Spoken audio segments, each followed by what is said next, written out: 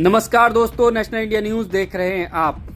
दोस्तों, आज हम बात करेंगे भारत के एक महान दार्शनिक, महान समाज सुधारक, सामाजिक परिवर्तन के योद्धा, राष्ट्रपिता महात्मा ज्योतिबा फूले के बारे में, जिन्होंने भारतीय समाज में जाति व्यवस्था और रूढ़िवादिता, धार्मिक पाखंड के खिलाफ एक महान आंदोलन चलाया और जिसमें वह सफल भी हुए। आज महात्मा फूले को याद करने का कारण है कि इतिहास में आज ही के दिन 28 नवंबर 1890 को महान दार्शनिक महात्मा ज्योतिबा फूले ये दुनिया छोड़कर चले गए थे। यानी कि आज महात्मा ज्योतिबा फूले की पुण्यतिथि है।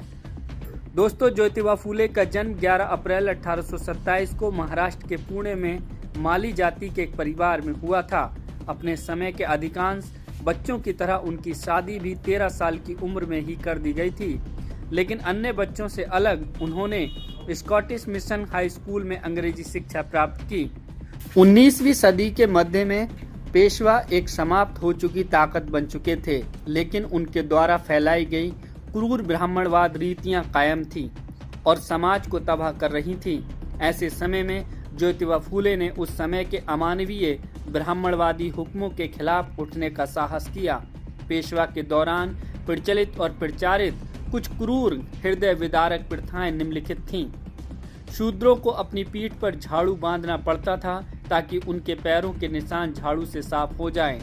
शूद्रों को अपने गले में मिट्टी का बर्तन लटका कर रखना होता था ताकि वे थूक को उसमें रख सकें, क्योंकि उनका थूक भी ब्राह्मणों को अपवित्र कर सकता था। शूद्रों को फटे कपड़े पहनने पड़ते थे। ये समय महिलाओं के लिए भी अच्छा नहीं था, क्योंकि उन पर कई तरह के प्रतिबंध थे और उन्हें स्कूल जाने की अनुमति नहीं थी। 1848 ज्योतिबा फूले के जीवन का एक महत्वपूर्ण वर्ष था। एक ब्राह्मण मित्र की शादी में उन्हें जो कड़वा अनुभव हुआ, उसने उनके जीवन को हमेशा के लिए बदल दिया। मित्र के माता पिता ने उन्हें ब्राह्मण विवाह समारोह में भाग लेने के लिए डांटा, जिसमें शूद्र को शामिल नहीं होना था। उसी साल उन्होंने थॉमस पेन की पुस्तक राइट्स ऑफ मैन पढ़ी, जिसने उन्हें मनुष्य के मानव अधिकारों के प्रति संवेदनशील बना दिया। ज्योतिबा ने महसूस किया कि शूद्रों और महिलाओं को सशक्त बनाने का सबसे अच्छा तरीका उन्हें शिक्षित करना है।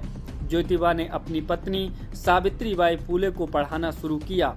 अंत में उन्होंने पुणे में लड़कियों के लिए भारत का पहला स्वदेशी स्कूल स्थापित किया, जिससे शहर की ऊंची जातियों को बहुत परेशानी हुई। इस जोड़े को अपने नेक काम को जारी रखने के लिए कई मुश्किलों का सामना करना पड़ा। न केवल रूढ़िवादी समाज ने उन्हें बहिष्कृत कर दिया, बल्कि उनके अपने परिवार के सदस्यों ने भी उनका बहिष्कार कर दिया। हालांकि फातिमा शेख जैसे कुछ लोगों ने भी उनकी मदद की, जिन्होंने उन्हें अपना घर किराए पर दे दिया।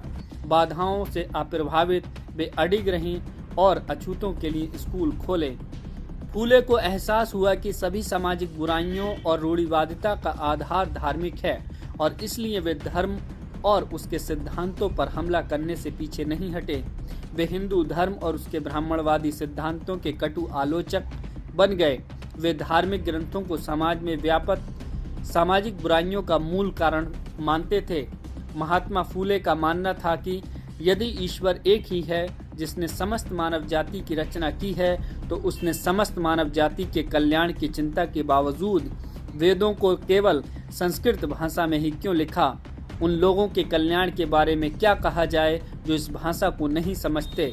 1874 में उन्होंने शूद्रों और महिलाओं के अधिकारों पर ध्यान केंद्रित करने के उद्देश्य से सत्य शोधक समाज की स्थापना की। उन्होंने अपने विचारों का प्रचार करने के लिए समाज के मुखपत्र दीन बंधु का इस्तेमाल किया। फूले जी की एक किताब गुलामगिरी को एक उत्कृष्ट कृति माना जाता है और अकादमिक हलकों में इसका खूब हवाला दिया जाता है।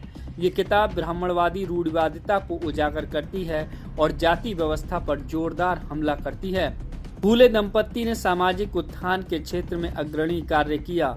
बाबा साहब डॉक्टर अम्बेडकर ने उन्हें अपने 3 प्रेरणा स्रोतों में से एक माना है। ज्योतिबा फूले ने 28 नवंबर 1890 को अंतिम सांस ली।